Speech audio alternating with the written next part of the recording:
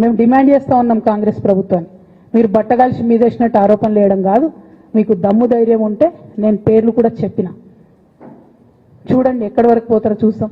మీకు అండర్స్టాండింగ్ లేకపోతే మీకు అండర్స్టాండింగ్ పెట్టుకొని కేసీఆర్ గారిని టార్గెట్ చేయడం ఇది పొలిటికల్గా కరెక్ట్ కాదు. మన రాష్ట్రంలో ఇటువంటి వాతావరణం ఇదివరకు లేకుండే, రేపు పొద్దున కూడా ఉండొద్దని చెప్పి నేను కోరుతాను. కాంగ్రెస్ ప్రభుత్వం కేవలం కాళేశ్వరం విషయమే కాదు, బీసీల విషయంలో ఎంతగా మోసం చేస్తున్నారు.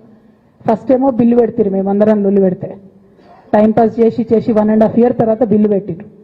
బిల్లు పెడితే కనీసం గవర్నర్ దగ్గర పోరు, కనీసం రాష్ట్రపతి దగ్గర పోరు, ప్రధానమంత్రి దగ్గర పోరు. గవర్నర్ పెండింగ్ పెట్టుకుంటే ఎందుకు సుప్రీంకోర్టు కోతలేరు? ఇంకా కూడా మళ్ళీ ఛాలెంజ్ చేసి అడుగుతా ఉన్నాను నేను, ఎందుకు సుప్రీంకోర్టు కోతలేరు?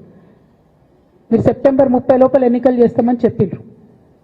September 30 లోపల సుప్రీంకోర్టుకు పోండి. డీమ్ టు బి అప్రూవ్డ్ అనుకుంటే ఇదే ఎలక్షన్లో బెనిఫిట్ అవుతుంది కదా బీసీలకు. ఆ తర్వాత ఇంకొక ఆర్డినెన్స్ తెచ్చిరు, అది పెండింగ్ ఉంది గవర్నర్ దగ్గర. కనీసం దాని మీద సుప్రీంకోర్టుకోండి, దాని మీద కూడా పోతలేరు. మళ్ళీ నిన్న కొత్త కథ 50% స్లాబ్ ఎత్తేస్తామట. కామెడీ రోజు రోజుకి ఏంది ఇది? ఎందుకోసం అంటే ఇదంతా బీహార్లో ఎన్నికలు అవుతున్నాయి. వాళ్ళ రాహుల్ గాంధీ గారి పిఆర్ యాక్టివిటీకి రోజు ముచ్చడి చెప్పాలి ఆయన. ఇక్కడ వీళ్ళు నిన్న 50% క్యాప్ ఎత్తేస్తున్నామని కొత్త కథ చెప్పిండ్రు. మీరు చూడుని రేపెల్లుండి నుంచి రాహుల్ గాంధీ బీహార్లో ఏం మాట్లాడతాడు, హమ్నే 50% సీట్ తోడది అంటాడు ఆయన బీహార్ ఎన్నికలలో. ఆయన అక్కడ చెప్పుకోవాలి కాబట్టి పిఆర్ యాక్టివిటీ కోసం వీళ్ళు ఇక్కడ చేస్తున్నారు తప్పితే, బీహార్ ఎన్నికల కోసం తెలంగాణ బీసీ బిడ్డలను బలిపెడుతున్నారు రేవంత్ రెడ్డి గారు తప్పితే, నిజంగా చిత్తశుద్ధితోని బీసీలకు ఏదైనా బెనిఫిట్ చేద్దామనే ఉద్దేశమే మీకు లేదు. అటువంటి ఉద్దేశం మీకు ఉంటే మీ వైఖరి ఇట్లా ఉండదు. కేవలం కాంగ్రెస్ పార్టీ బీసీలను నయవంచన చేస్తున్నది. మీరు ఇట్లనే చేస్తుంటే బీహార్ ఎన్నికలు వస్తే మేము తెలంగాణ జాగృతి మొత్తం పోయి బీహార్లో మీకు వ్యతిరేకంగా ప్రచారం చేస్తాం. తెలంగాణ బీసీలను మీరు మోసం చేసిరని చెప్పి అక్కడికి పోయి కూడా మీకు ప్రచారం చేస్తాం. మీ యొక్క బండారం కూడా బయట పెడతామని ఈ సందర్భంగా నేను తెలియజేస్తా ఉన్నా. బీసీల విషయమైనా కాళేశ్వరం విషయమైనా చిత్తశుద్ధి లేనటువంటి కాంగ్రెస్ పార్టీని ఖచ్చితంగా మీ వైఖరిని ఎండగడతామని చెప్పి తెలియజేస్తూ, సిబిఐ ఎంక్వైరీ చేసుకున్నా మీరు ఏ ఎంక్వైరీ చేసుకున్నా కేసీఆర్ గారు మాత్రం కడిగిన ముత్యంలాగా బయటకు వస్తారని మళ్ళొకసారి తెలియజేసుకుంటూ మీ అందరి దగ్గర కూడా నేను సెలవు తీసుకుంటా ఉన్నాను. Thank you. జై తెలంగాణ, జై జాగృతి, జై కేసీఆర్.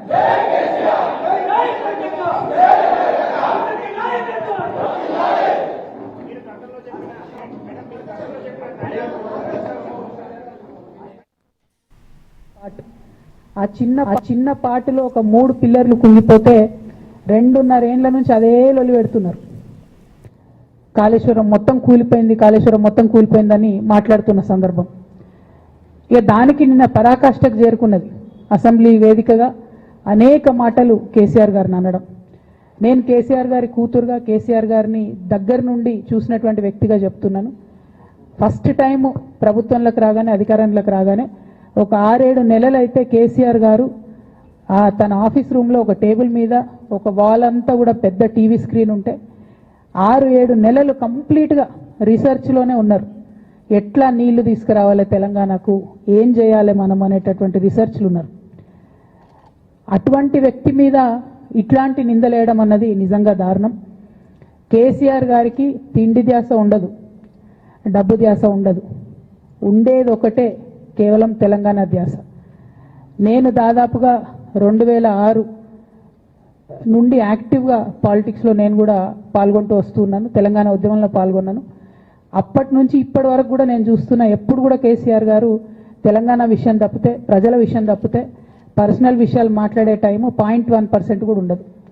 అటువంటి ఒక మహానేత మీద, అటువంటి ఒక మహానాయకుడి మీద ఇన్ని అబాండాలు వేస్తూ దాన్ని రోజుకొక రీతిగా చెప్పుకుంటూ, మాట్లాడితే చాలు కేసీఆర్ అవినీతి చేసిండు, మాట్లాడితే చాలు కేసీఆర్ ఏదో 1,00,000 కోట్లు దోసుకున్నాడు, నిజాం కన్నా రిచ్ అవ్వాలనుకున్నాడట.